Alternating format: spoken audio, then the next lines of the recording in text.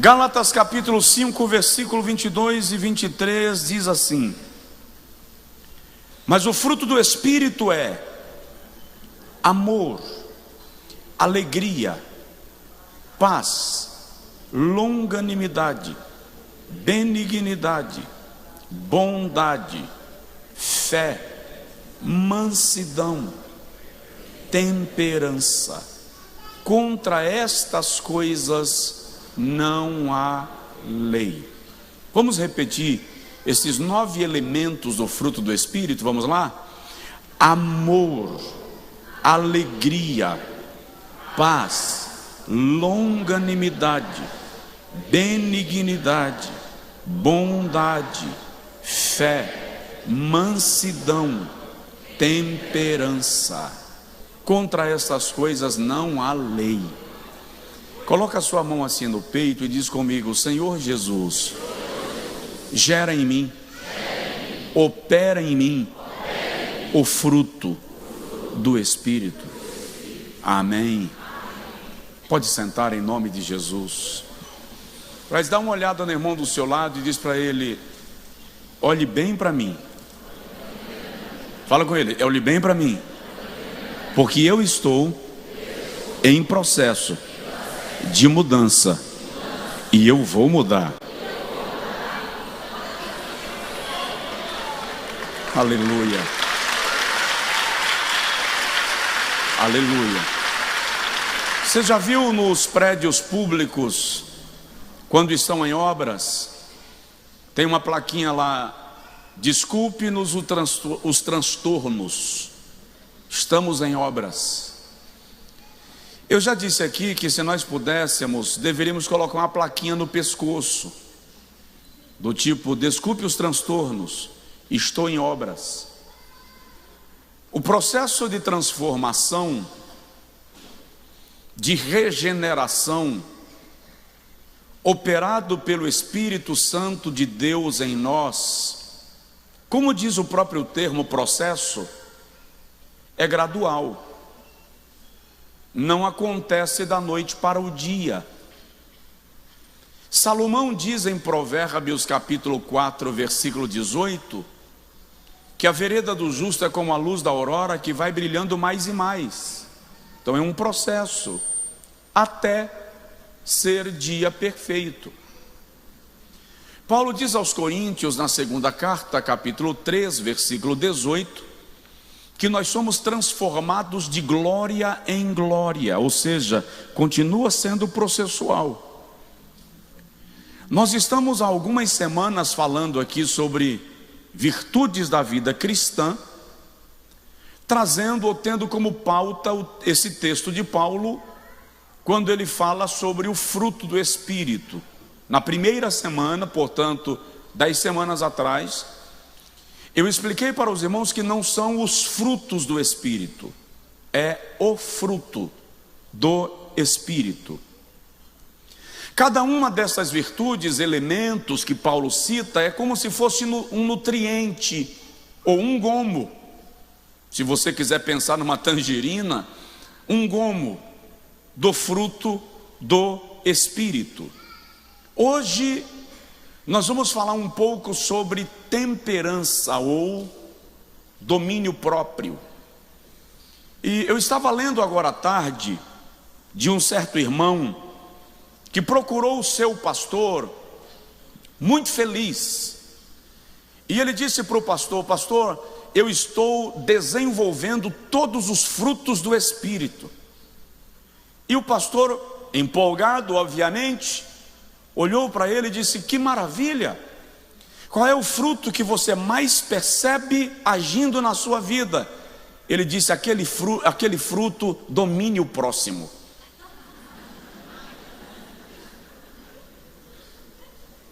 Às vezes nós desenvolvemos o fruto do domínio próximo e não desenvolvemos o fruto do domínio próprio.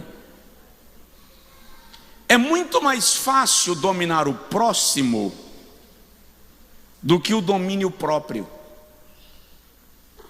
Porque dominar-se a si mesmo, portanto, É um desafio interior. É uma batalha que eu e você vamos enfrentar todo dia. Provoca o vizinho e fala com ele: não domine o próximo. Desenvolver domínio próprio é resultado da prática do amor, da alegria, da longanimidade, da benignidade, da bondade, da fé e da mansidão. Só consegue colocar em exercício o domínio próprio quem já está praticando as virtudes que envolvem o fruto do Espírito. A expressão domínio próprio se caracteriza por temperança, ou alguém temperado. A tradução mais fácil de compreender seria equilíbrio, autocontrole. O que é domínio próprio? A capacidade de manter-se no comando das suas ações e das suas reações. É a característica daquele que não age no primeiro impulso, porque tem o comando das emoções nas circunstâncias que está vivendo. O apóstolo Paulo diz aos Filipenses, capítulo de número 4, versículo de número 5, orientando sobre domínio próprio, porque domínio próprio é a disposição de controlar-se, moderar-se. Ele diz: seja a vossa moderação, o vosso equilíbrio, a vossa temperança, o vosso domínio próprio, conhecido de todos os homens. O que Paulo está dizendo: não se vanglorie por ser conhecido como uma pessoa explosiva, e nem por uma pessoa apática. Queira ser conhecido como alguém equilibrado. Por quê? Porque perto está o Senhor. E é interessante que nesse texto de Paulo aos Filipenses, ele nos admoesta que a ansiedade está relacionada com a falta de domínio próprio. Tanto que no versículo 6 ele diz: não estejais ansiosos por coisa alguma, antes as vossas petições sejam em tudo conhecidas diante de Deus pela oração e súplica, com ação de graças. E a paz de Deus, que excede a todo entendimento, guardará os vossos corações e os vossos pensamentos em Cristo Jesus. Isso é domínio próprio. Ou seja, quando eu desenvolvo domínio próprio, eu controlo a ansiedade. Quando eu controlo a ansiedade, a paz de Deus, que excede a todo entendimento, se manifesta em meu coração. Com isso eu consigo controlar os meus pensamentos. Por isso que no versículo 8 ele diz: quanto ao mais, tudo que é bom, tudo que é honesto, tudo que é de boa fama, se há algum louvor e se há alguma virtude, nisto pensai.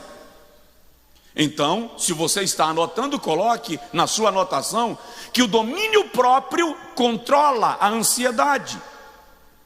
O domínio próprio gera em nós um sentimento de paz. E o domínio próprio equilibra os nossos pensamentos. É a orientação de Paulo aos Filipenses.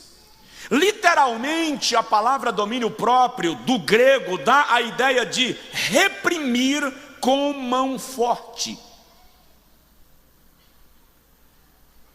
À luz do dicionário da nossa língua, domínio próprio indica ter tudo sob controle. Controlar o corpo e as emoções. é aquela capacidade de respirar antes de responder,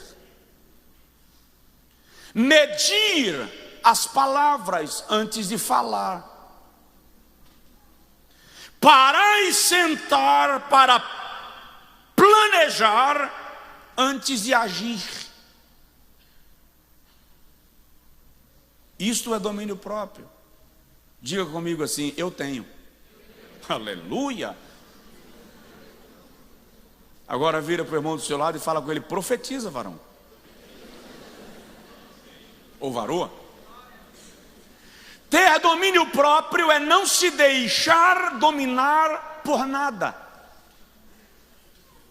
Paulo diz aos Coríntios assim, 1 aos Coríntios capítulo 6, versículo 12: todas as coisas me são lícitas, mas nem todas me convêm. Todas as coisas me são lícitas, mas eu não me deixarei dominar por nenhuma delas. Então, domínio próprio não está relacionado apenas a um aspecto isolado da vida, mas o domínio próprio se manifesta no que comemos, no que bebemos, no que desejamos, no que fazemos, no que compramos. Alguém está me entendendo? Diga amém. Amém. Se você não me entendeu, eu prometo que daqui a pouco eu vou ser mais claro. Eu vou repetir o que eu disse todas as semanas anteriores. Nenhuma dessas virtudes é resultado da nossa capacidade de perfeição. Elas são resultantes da operação do Espírito de Deus em nós, quando nós permitimos o seu agir continuamente em nossa vida.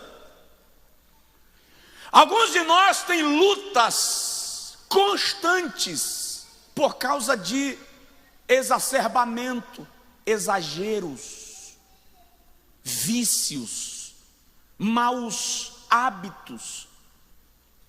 Se nós pedirmos ao Espírito Santo para desenvolver em nós a virtude da temperança, seremos mais equilibrados. Esses dias alguém olhou para mim e fez assim: você parece que está zen. É que quando você está pedindo a Deus a operação do domínio próprio e Ele de fato está agindo com domínio próprio, você entra num estado de anestesiamento, porque o Espírito Santo precisa te controlar para você fazer o que precisa ser feito no momento que deve ser feito. Aí fica parecendo que você está zen.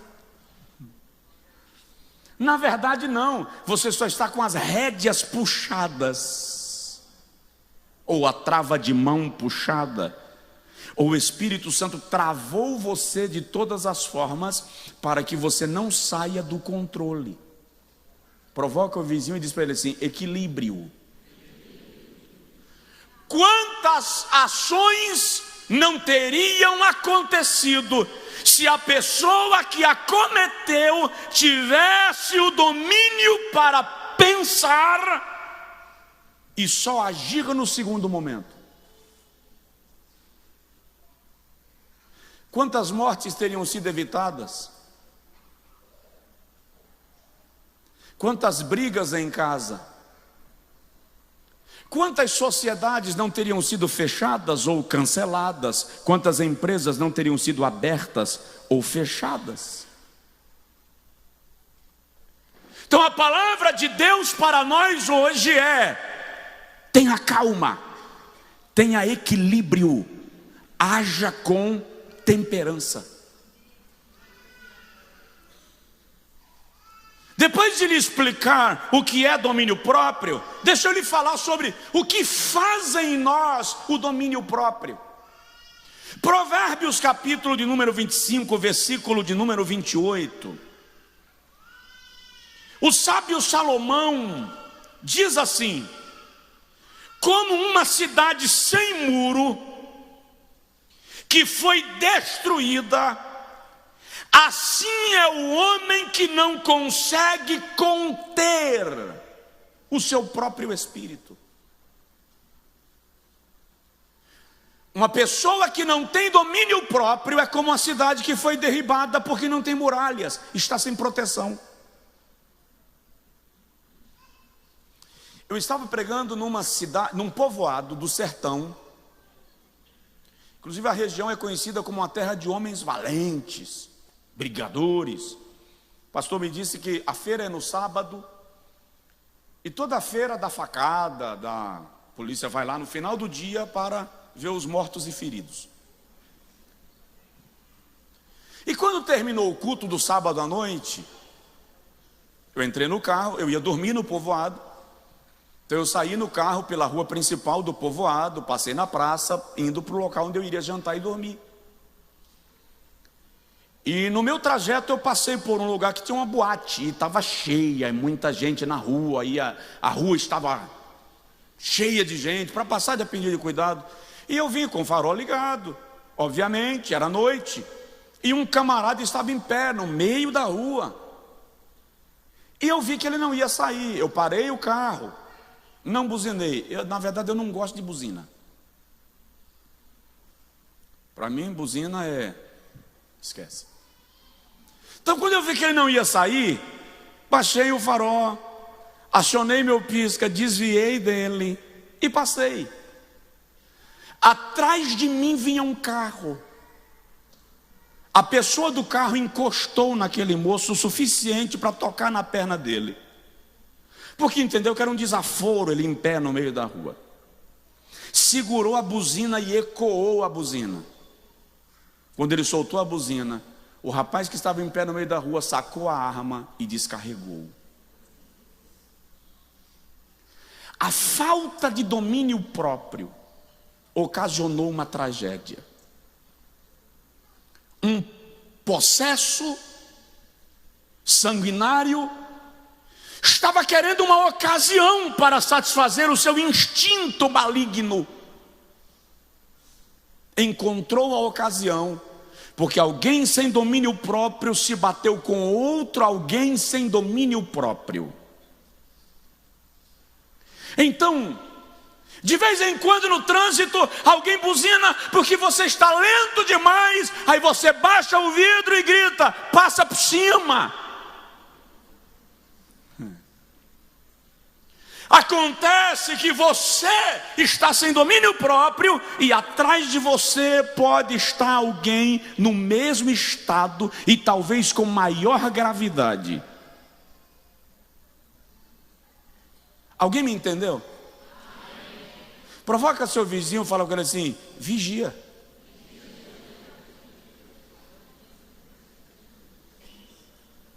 A falta de domínio próprio levou Eva a comer de um fruto ou de uma árvore que o Senhor havia dito que não deveria ser comida. Por que Eva comeu? Porque a proposta de Satanás foi atraente. Você vai ser igual a Deus.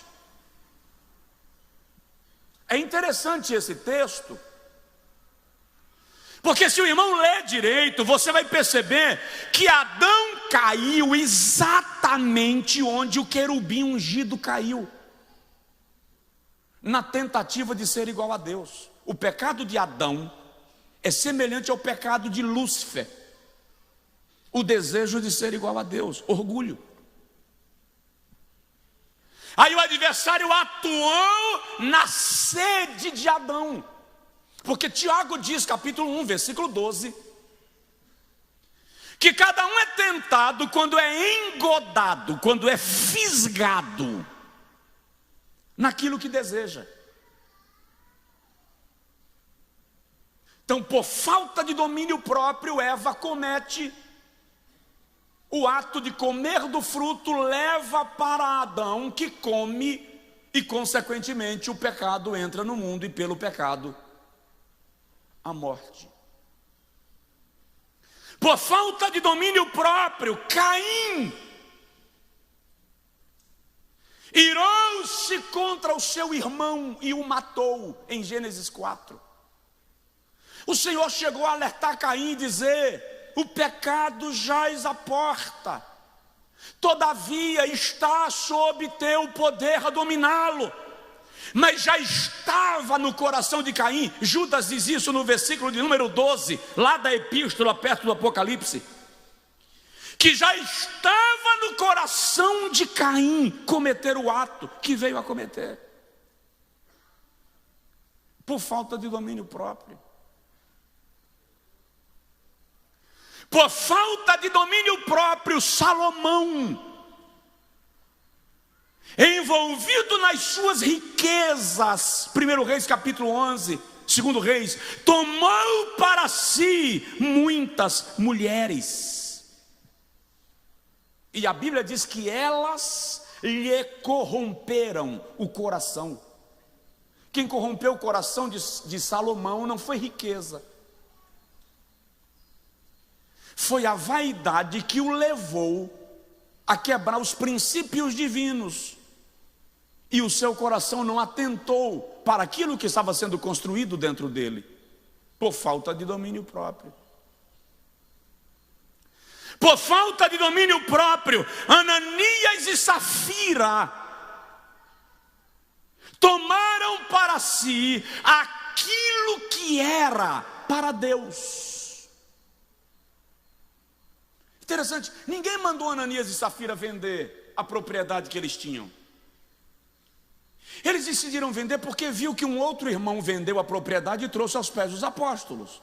E a Bíblia diz que aquilo estava se transformando num hábito da igreja primitiva.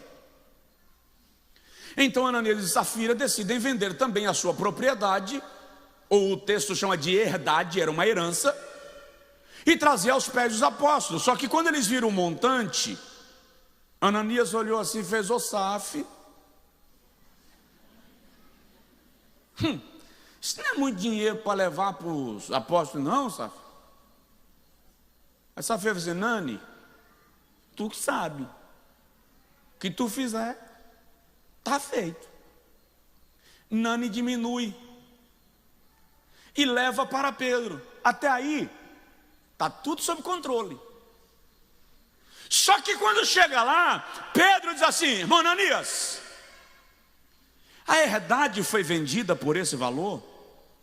Foi. Aqui está o pecado. Porque Pedro diz assim: como tu ousas mentir contra o Espírito Santo?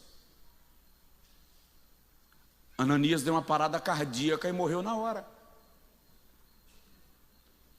Então, a falta de domínio próprio ocasionará problemas que podem ser evitados com temperança.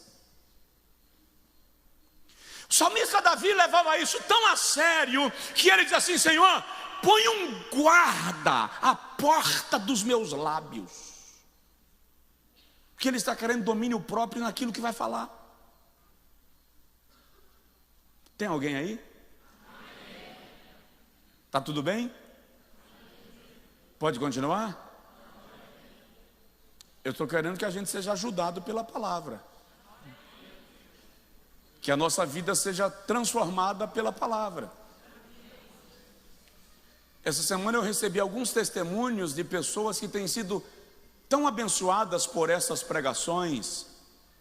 Eu recebi o testemunho de uma senhora que tinha um problema degenerativo nos ossos, e ela mandou um testemunho por uma das nossas missionárias, que ouvindo os nossos cultos, acompanhando os cultos aqui da nossa igreja, ela foi curada.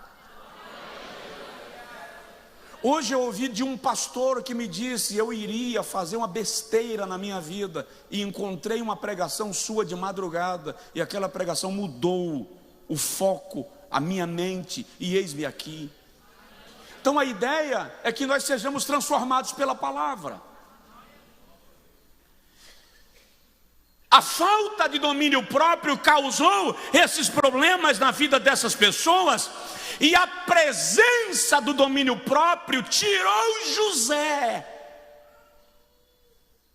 da casa de Potifar para a prisão, porque José teve domínio próprio. Então qual é a vantagem, pastor? Não estou entendendo. A vantagem é que da prisão ele foi para o trono. A sensação imediata que você tem quando você exerce o domínio, quando você nega uma resposta que poderia dar, quando você omite uma reação que você poderia ter, a sensação que dá é de prejuízo. Sair por baixo. Eu não queria dar esse gostinho. Entende? Todas as vezes que uma atitude certa te fazer descer um degrau, é porque Deus já planejou 10 degraus acima para te fazer subir. Só quem pode dar glória a Deus.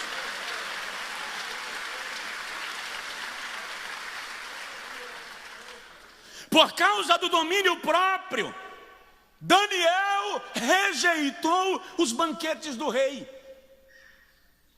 Daniel I. Era a oportunidade do jovem Daniel, 17, 18 anos, chegando na Babilônia.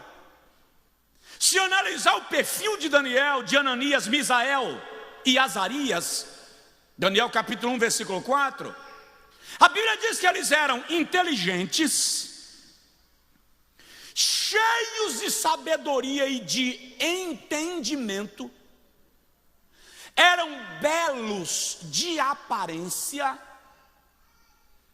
e estavam assentados à mesa do rei para serem assessores do rei. Rapaz, Deus nos honrou na terra da escravidão, nos colocou na mesa do rei. Daniel, por causa do domínio próprio, diz o texto, propõe no seu coração não se contaminar.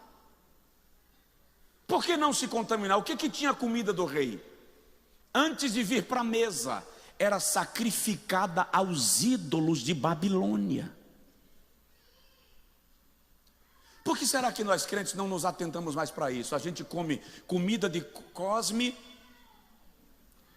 a gente come a comida de João.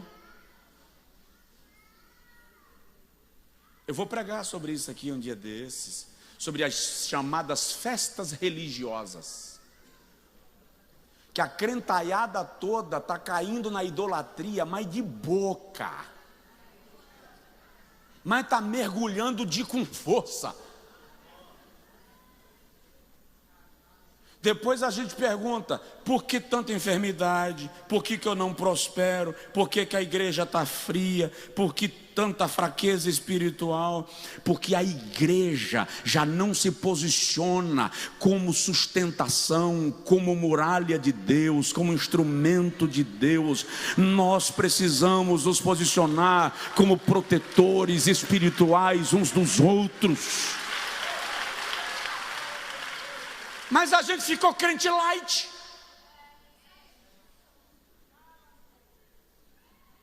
Vamos mudar de assunto. Por causa do domínio próprio, Jesus disse ao diabo: está escrito. Tudo que Satanás propôs a Jesus no deserto, ele podia fazer. Sim ou não? Jesus podia transformar a pedra em pão?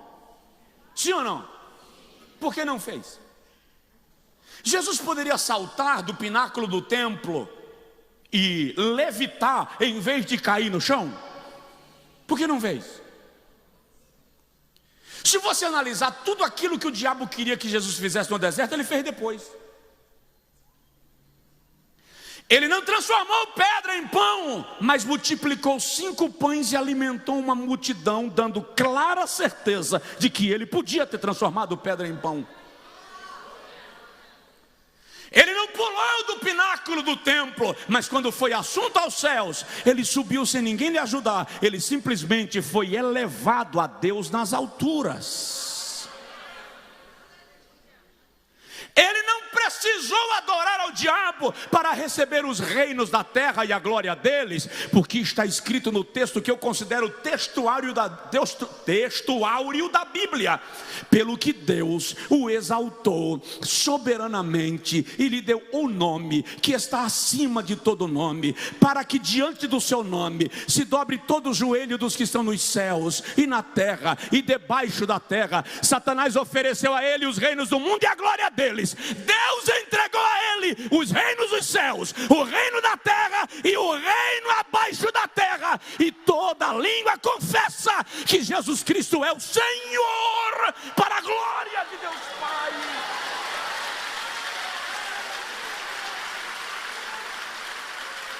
Se esse aplauso é para Jesus, faz melhor.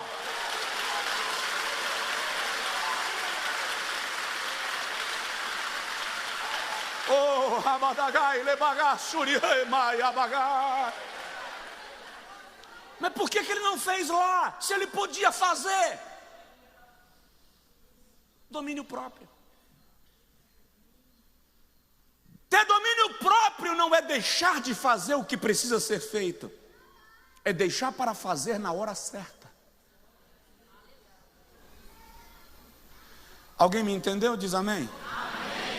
Agora diz assim: Jesus, gera em mim esse negócio.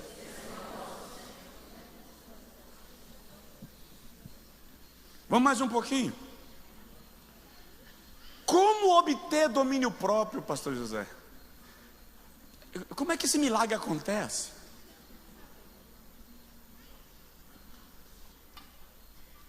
Deixe de lutar sozinho. Se é obra do Espírito, você não pode produzi-la por conta própria. Você se disciplina, você se fiscaliza, você se policia, você deixa Jesus agir na sua vida, mas pede a Ele todo dia: Espírito Santo, age em mim. Peça ao Espírito Santo.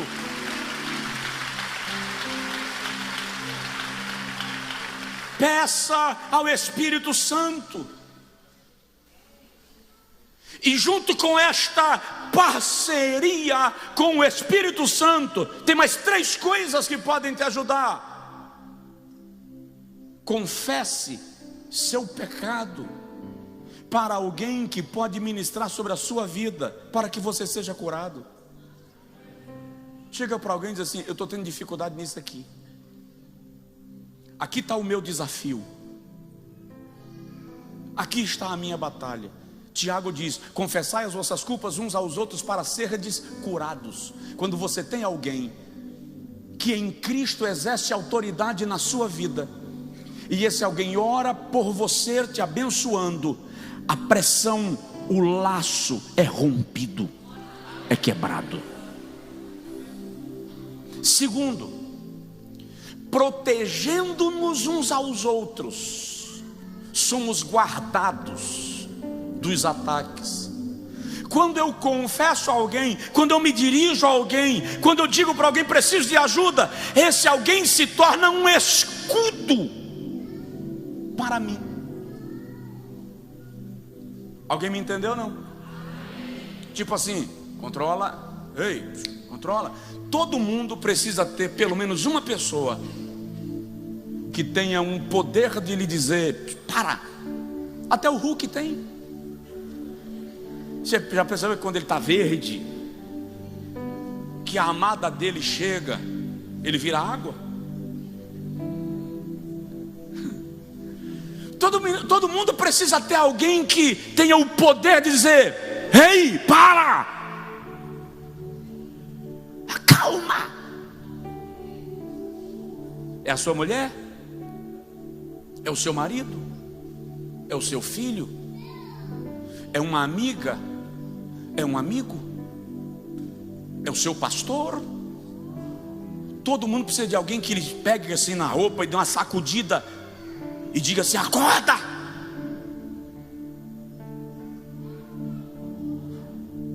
Nós precisamos disso.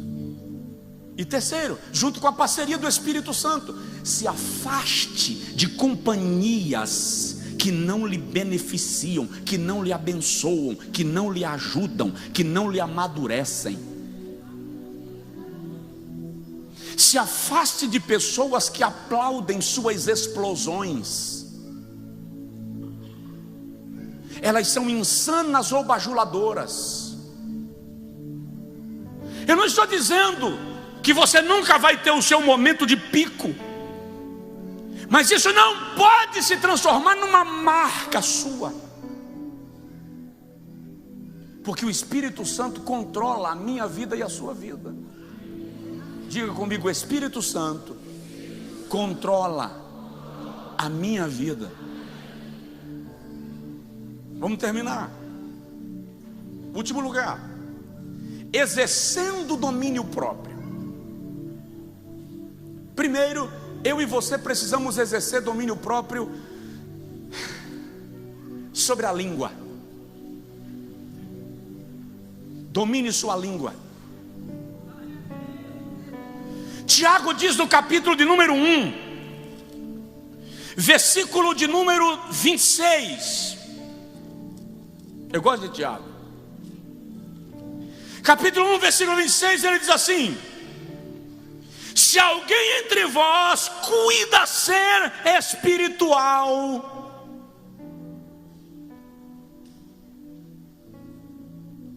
Eu falo muito em línguas, como Deus me usa, em profecia. Espiritualidade, Tiago diz que não depende disso. Se alguém dentre vós cuida ser espiritual e não refreia a sua língua, engana o seu coração, e a sua religião é burra. O termo vã aqui é estúpido. Estúpido, traduzindo assim para o baianês, é burrice. Então, uma das coisas que caracterizam a minha espiritualidade é o poder de refrear a minha língua. Capítulo 3 de Tiago, versículo de número 3. Eu anotei aqui até o 12, vou ler assim meio corrido, mas segura lá.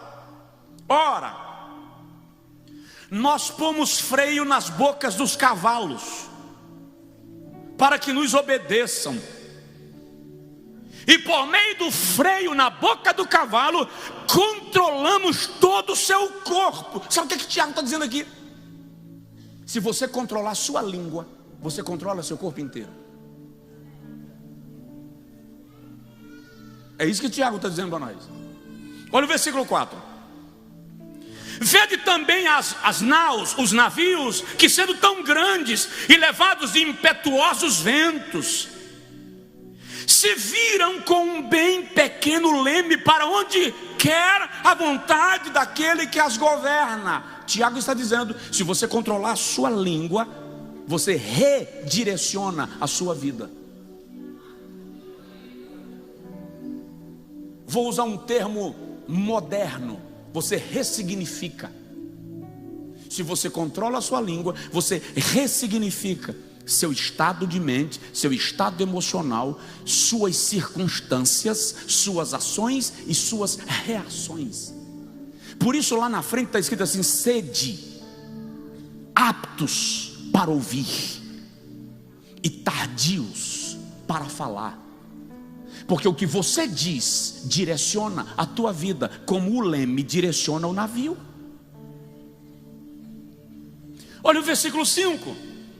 Assim também a língua é um pequeno membro, e gloria-se de grandes coisas. Vede quão grande bosque um pequeno fogo pode incendiar. Tiago está dizendo: a sua língua pode destruir seu corpo, como um pequeno incêndio pode incendiar uma floresta. Alguém está me entendendo? Não. Versículo 6. A língua também é um fogo, como o mundo de iniquidade. A língua está posta entre os nossos membros e contamina todo o corpo, e inflama o curso da natureza, e é inflamada pelo inferno. Foi Tiago quem disse. Versículo 7. Porque toda a natureza, tanto as bestas, feras como as aves, tanto os répteis como os animais do mar, se amansa e foi domada pela natureza humana. Mas nenhum homem pode domar a sua língua, é um mal que não se pode refrear, está cheia de veneno mortal. Ele diz peçonha. Ele está dizendo que quem fala e envenena as pessoas é como serpente, venenosa. Por isso que eu botei até o 12, vamos lá. Com ela bendizemos a Deus, o Pai, e com ela amaldiçoamos os homens, feitos à imagem e semelhança de Deus. Segura lá. De uma mesma boca procede bênção e maldição. Meus irmãos, não é bom que se faça assim. Agora ele justifica a tese. Pode uma mesma fonte gerar água doce e água salgada, água amarga? Pode uma figueira produzir azeitonas e uma videira produzir figos? Tampouco pode uma fonte de água boa produzir água ruim. O que Tiago está dizendo é: decida. Ou você é uma bênção, ou você é uma maldição. O que Tiago está dizendo é: você não pode abençoar a este e amaldiçoar a este, porque da mesma fonte não pode sair água doce e água salgada, porque da mesma árvore de uma figueira não pode vir azeitona. O que Tiago está dizendo é que alguém que profere palavras de bênção não pode proferir palavras de maldição. Eu estou tentando lhe explicar isso. Eu estou tentando ver se você consegue entender que Tiago está dizendo que você não pode ser uma bênção na vida de um e uma maldição na vida de outro. Decida quem você é.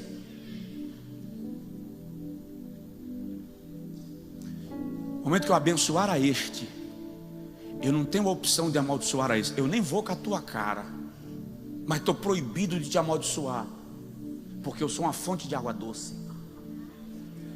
E como fonte de água doce eu não posso despejar água azeda. Então eu tenho que te abençoar. Eu estou até chateado contigo, mas porque eu sou fonte de água doce, eu não posso te rogar uma praga, porque da mesma fonte não sai água doce e água ruim. Você está entendendo o que é que o Tiago está falando? Você não pode chegar nessa coisa aqui em cima e pregar a bênção para o povo e depois sair amaldiçoando alguém. Ah, mas eu estava com raiva. Ah, é? E uma fonte doce fica salobra só porque ficou com raiva? E a sua essência? E a sua essência? Não deixe as circunstâncias mudarem a tua essência. Diz aí para o teu vizinho: não deixe as circunstâncias mudarem a tua essência.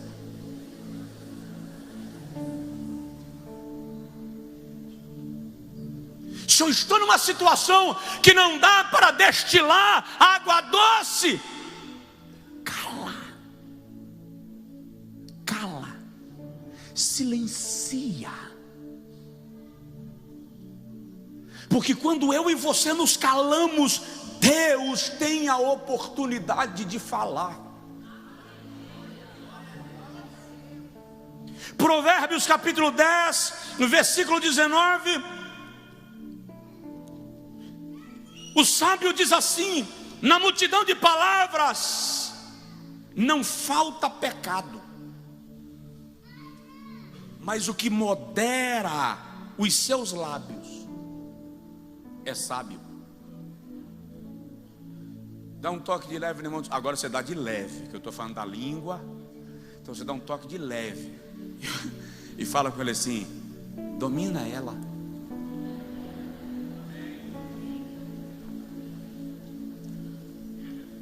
Segundo, No exercício do domínio próprio, nós precisamos dominar os nossos desejos.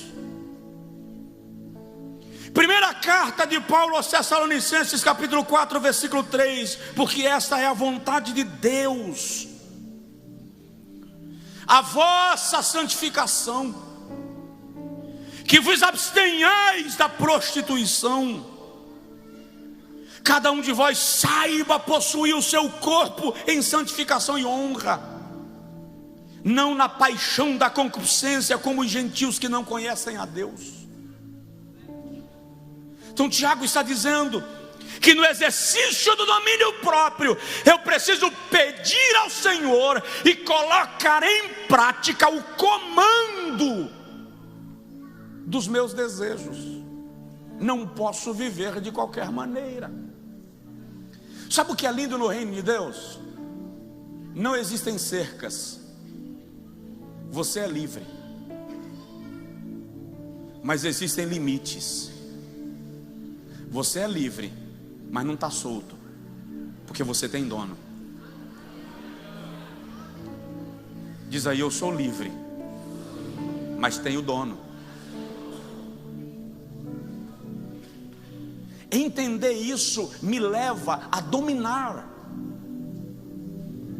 Entender isso me leva a pedir ao Senhor que domine, que produza em mim o fruto do domínio próprio. Deixa eu agilizar aqui por causa da hora.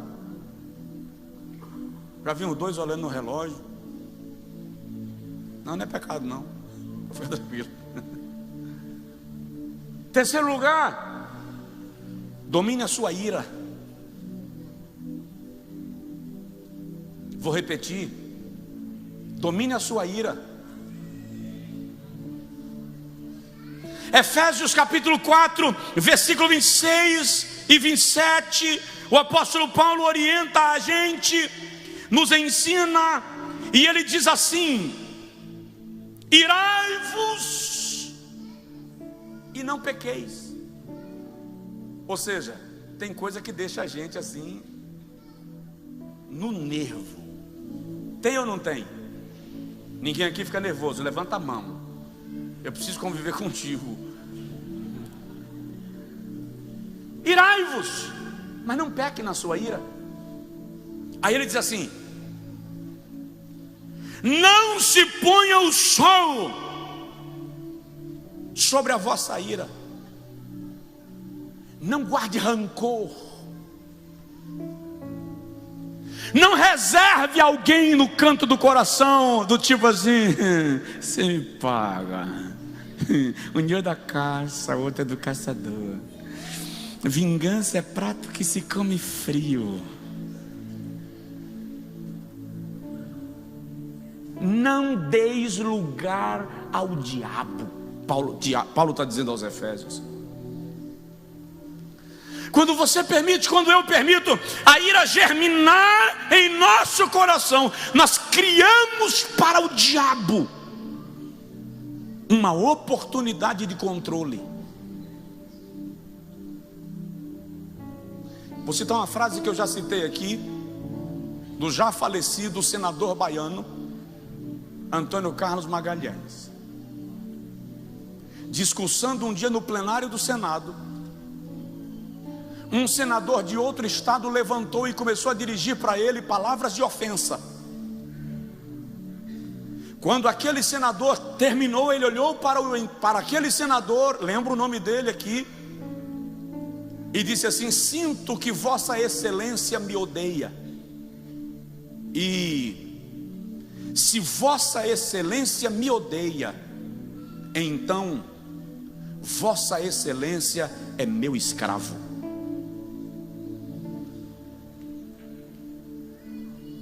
Você é escravo de quem você odeia.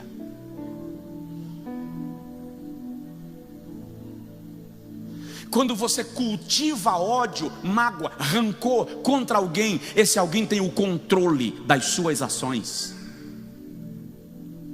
comanda você. Então jogue fora todo lixo emocional. Se livre da raiva, se livre do ódio, se livre do rancor. Eu tenho acompanhado pessoas carregadas de rancor, que enquanto falam daquilo que lhes machucou, elas tremem, elas esmagam qualquer coisa na mão. Outro dia, atendendo uma jovem, ela procurou alguma coisa para esmagar. Como ela não achou, eu dei meu bloco de anotações, ela rasgou meu bloco inteiro. Esse rancor era contra o pai. E eu disse para ela: não importa para quantos psicólogos você vai, para quantos psiquiatras você vai, não importa para quantos psicanalistas você vai, quantos remédios você vai tomar, se você não dispor no seu coração a decisão de abrir mão da razão que te leva a guardar essa raiva, nenhum profissional da saúde mental vai conseguir te ajudar. Porque o socorro começa dentro de você, quando você decide se livrar do seu calcanhar de Aquiles. Domine a ira. Provoque o vizinho e diz para ele: domina a ira. Quantos filhos destruídos pelos ataques de ira do pai e da mãe? Quantos pais destruídos pelos ataques de ira dos filhos?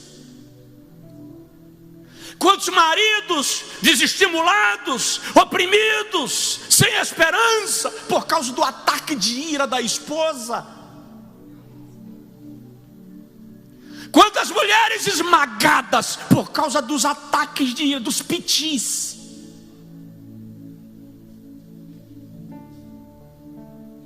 E tem um bocado de homem dengoso,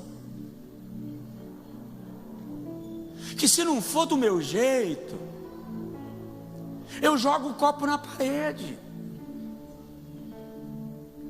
Tem uma mulher dengosa, que se não for do jeito dela, ela dá uma crise de TPM no meio do shopping.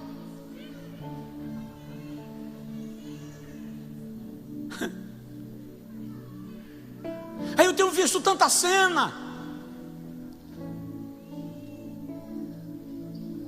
Se liberte, domine a ira. Domine a ira. Supere isso. Ah, meu pastor, mas eu fui ensinado a não levar desaforo para casa. Não leve. Deixa no lugar que você recebeu.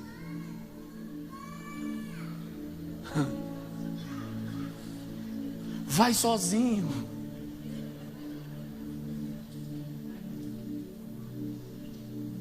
Um irmão fez um negócio mal feito aí uma época, uns anos atrás, mesmo da igreja. E o cara não vem perguntar para o pastor se aquela pessoa é boa de negócio. Depois do negócio feito que dá errado, aí vem atrás do pastor para resolver.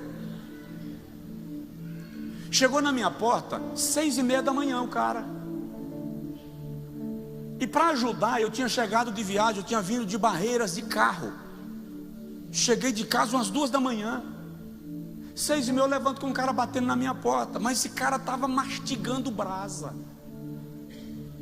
Ele xingou até a Virgem Maria. E eu com a cara de lerdo. Tá com sono? Quando ele não achou o que xingar, ele olhou para mim e falou assim: e você não é homem?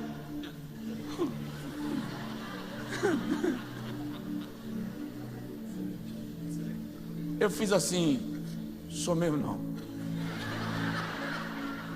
Gente, eu queria tanto que ele fosse embora para eu voltar a dormir, que se eu bancasse o homem naquela hora, só ia render a briga. Eu queria descansar. Ei, deixa o desaforo onde você recebeu. Na melhor das hipóteses, olha para o céu e diz assim: Jesus, é demais para eu carregar. Eu vou te dar e o Senhor carrega. E deixa Deus responder. Mas domine a ira. Diz assim: pastor Josué, pode falar, pastor Josué, pode parar. Deixa eu falar só mais de 2 negócios aqui, rapidinho. Domine o apetite.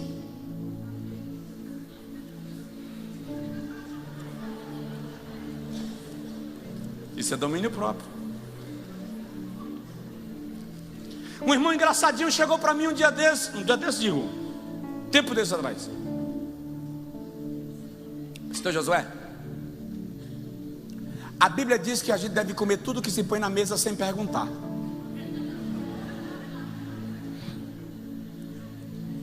Eu chego numa festa de casamento, lá tem uísque, cerveja, vodka, vinho, e a Bíblia manda eu comer de tudo. Aliás, ele disse assim: a Bíblia manda eu comer tudo. Eu disse: primeiro, a Bíblia manda comer de tudo, não tudo. Segundo, a Bíblia manda comer de tudo, não beber de tudo. Fica na tua. Eu estou num café de pastores uma certa feita em Salvador, só tinha pastor. Depois que eu dei a palavra, e eu dei uma palavra de 30 minutos, 35 minutos, vamos para o café. Chegamos na fila ali na mesa onde está posto os elementos do café. Tinha um camarada na minha frente, o segundo na minha frente, e tinha uma travessa de ovos cozidos. Irmão, que autoridade! Ele parou com o pratinho dele na mão, pegou um ovo cozido, jogou na boca, jogou inteiro. Como tinha um na minha frente, eu fiz assim. Quando ele engoliu, numa rapidez incrível, ele jogou o segundo. Eu vou resumir a história. Parado ali, ele comeu 6.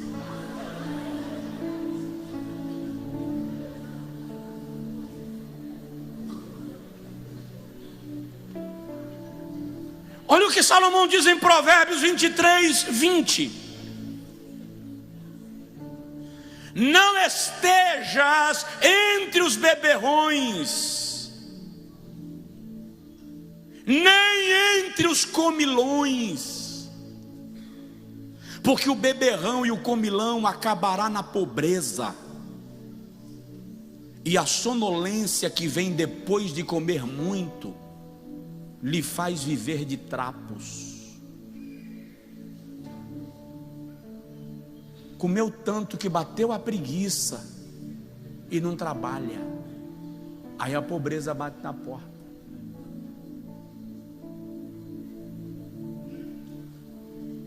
Morei numa cidade, Rodelas. Meu pai foi pastor lá 3 anos.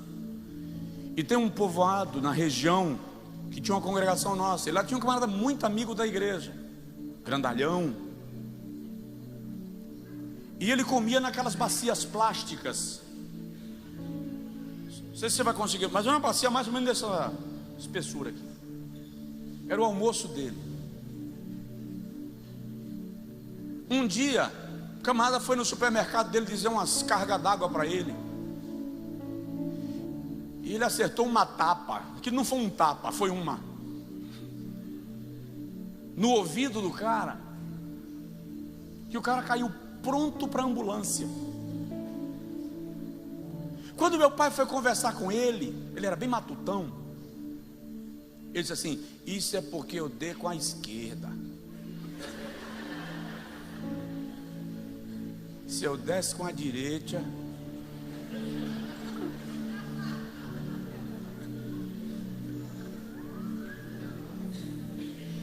tem gente na igreja que não aguenta ir numa festa de casamento. Tira o atraso.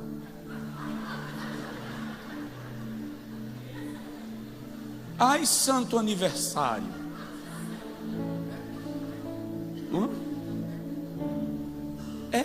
Não bebe, mas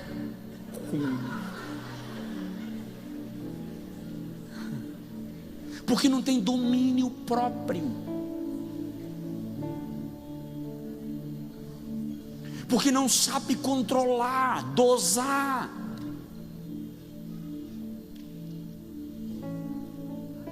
Chega num restaurante, aliás, tem umas creches aqui, eu chamo de creche porque são jovens. Tem umas creches aqui, que eles foram um dia numa pizzaria dessas aí de rodízio. É umas crianças. Irmão, tem uns deles aqui. Está aqui agora me ouvindo, tem pelo menos uns 3 aqui. Na hora de pagar, a pizzaria não cobrou. Porque o que comeu menos, comeu 15 fatias. O gerente da pizzaria fez assim: obrigado por escolher nossa casa. Mas da próxima vez, escolhe outra pizzaria.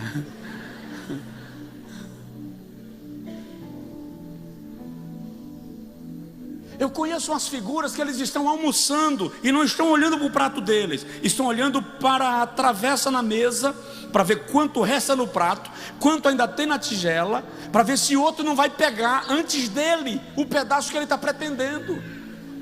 Acredite, eu não estou exagerando, eu estou falando tão verdade que agora, no meu canto de olho, eu vi quando alguém olhou para o vizinho e fez assim: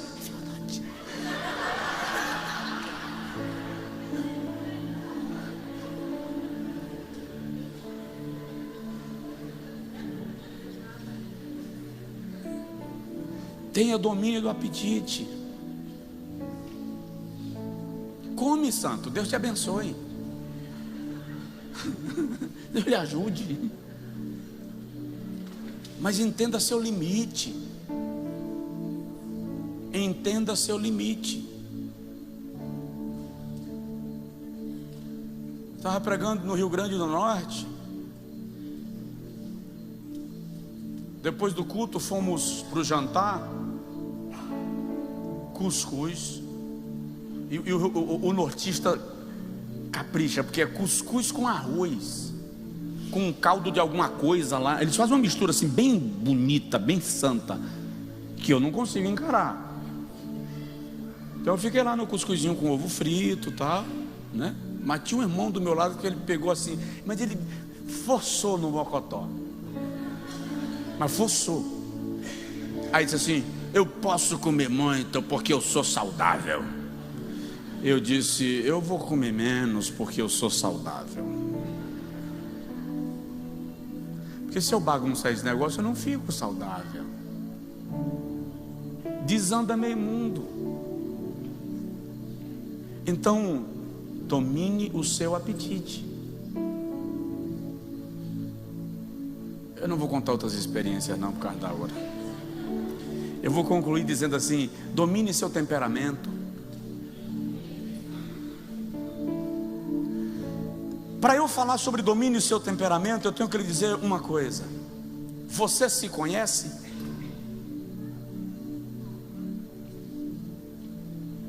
Você se conhece? Já fez algumas análises de si mesmo? Já fez alguns testes de si mesmo para conhecer sua personalidade, seu temperamento, suas motivações, suas ações e reações? Você já descobriu em você o que te tira do sério?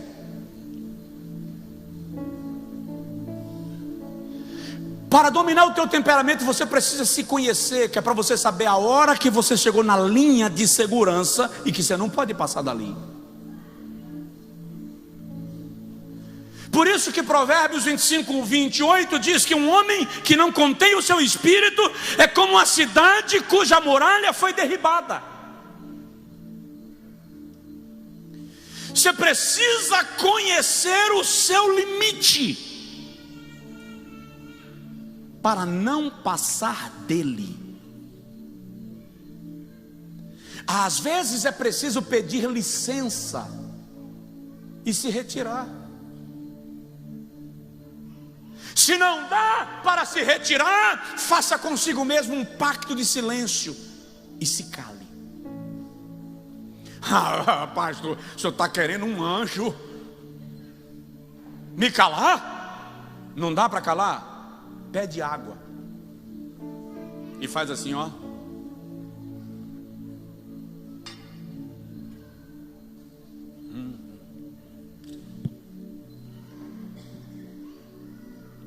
Ocupa a boca. Controle seu temperamento. Mulher que tem medo do marido, porque o marido tem um temperamento desembestado. E quando ele endoidece dentro de casa, até as galinhas entram no puleiro. Porque não há controle. Mas tem que me respeitar. Respeito e medo são coisas distintas. Filhos que têm tanto medo do pai ou da mãe. Estou falando de coisas que eu já vi. Que quando o pai chega para dar uma repreensão, a criança faz xixi na roupa.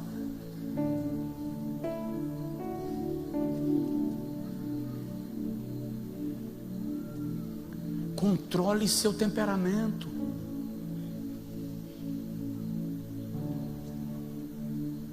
Leia sobre temperamentos. Identifique você neles. E comece a se estudar. Porque nós somos doutores no comportamento dos outros. E extremamente leigos acerca do nosso próprio comportamento.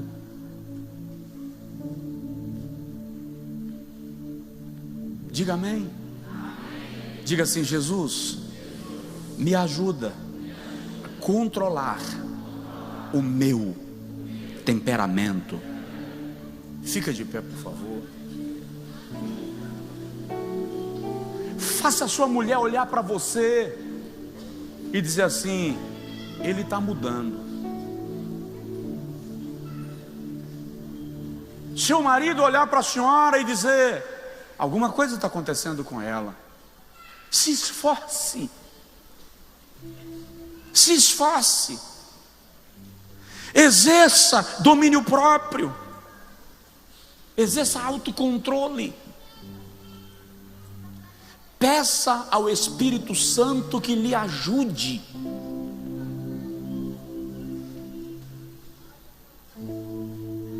Eu já precisei impedir a mulher de bater no marido dentro do gabinete. Mas é porque eu não aguento. Quando chega nesse limite. Que isso? Pede a Jeová para controlar a fera. Em vez de orar: Jesus, transforma fulano. Jesus, me transforma. Me transforma. Porque a mudança que nós queremos começa em nós. Alguém diz amém? Vou orar com você. E você vai pedir ao Senhor, não para virar anjo, porque ninguém aqui é anjo, tá? Nós temos nossos limites, eu falei. Mas pede a Jesus assim: Senhor, controla aqui. O Senhor me conhece, o Senhor sabe que tem um ponto que quando chega, eu perco a tolerância, mas domina. Assume o comando da minha vida. Assume a gerência das minhas emoções. Peça isso a Deus. Ele tem interesse. Ele tem interesse. Deus é bom e quer mudar você. Peça ao Senhor: me dá equilíbrio. Me dá equilíbrio.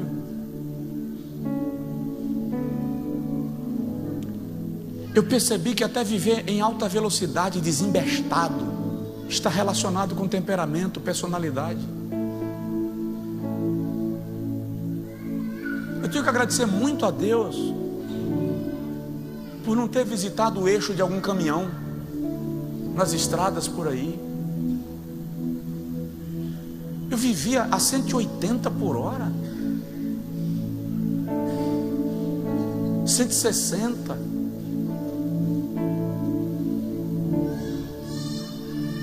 Hoje é assim. Outro dia eu estava no hotel, o camarada foi me buscar, marcou 7h30, chegou 8h15. Estava lá esperando, temperança, uma luta, mas consegui. Quando entrou no carro, ele já saiu cantando pneu.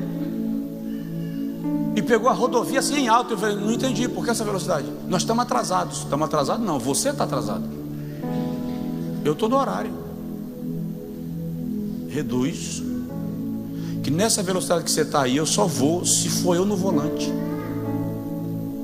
Contigo eu não vou não. Reduz. Mas vai chegar atrasado? Vai. Chega lá, eu vou dizer para o teu pastor que tu chegou com 45 minutos de atraso, para ele não pensar que fui eu. E disse: para de tirar o atraso no pé. Morreu porque era o tempo de Deus. Talvez. Mas ninguém morre antes do tempo, pastor. Não?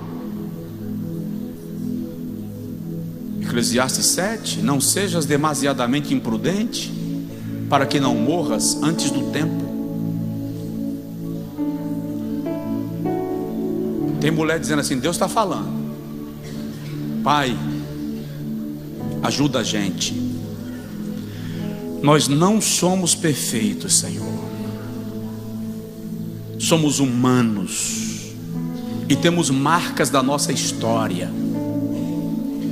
E essas marcas também definem o que nós somos, quem somos.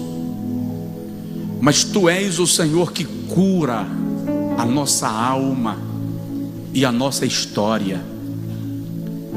Tu és o Senhor que muda a nossa mente e o nosso coração, pensamentos e sentimentos. Senhor, não estamos aqui nos colocando como superiores uns dos outros, ouvindo a palavra e julgando quem não veio, quem a gente conhece. Essa palavra é para mim, essa palavra é para cada um de nós. Quem está em casa acompanhando o culto desta noite está sendo ministrado, e eu peço, Senhor, em nome de Jesus, aplica esta palavra em nosso coração. Mais que isso, Senhor, gera em nós, pelo poder do Espírito Santo, a decisão de mudar naquilo que precisamos mudar. Controla o nosso temperamento, controla a nossa personalidade, entra nela, muda traços das nossas emoções, muda o nosso comportamento, Senhor. Faz com que as pessoas que convivem conosco percebam que há uma ação do Espírito Santo em nós, gerando serenidade, gerando autocontrole, gerando moderação nas palavras, nas ações, nos desejos. Aquela área onde a gente já não tem mais o controle, entra como torrentes de águas, como está escrito em Isaías 58. Entra como torrentes de águas e lava o nosso ser. Lava o nosso ser. Lava, Senhor, a nossa alma. Se não for pedir muito, ore pela pessoa do seu lado, rapidinho. Abençoa ela com a sua oração. Abençoa ela com o seu clamor, com a sua intercessão. Ó Deus, ajuda nossos filhos. Eles não são treinados ainda para lidar com as emoções, Senhor. De alguma forma nós somos maestros dessa formação e crescimento deles. Nos ajuda nisto. nome de Jesus.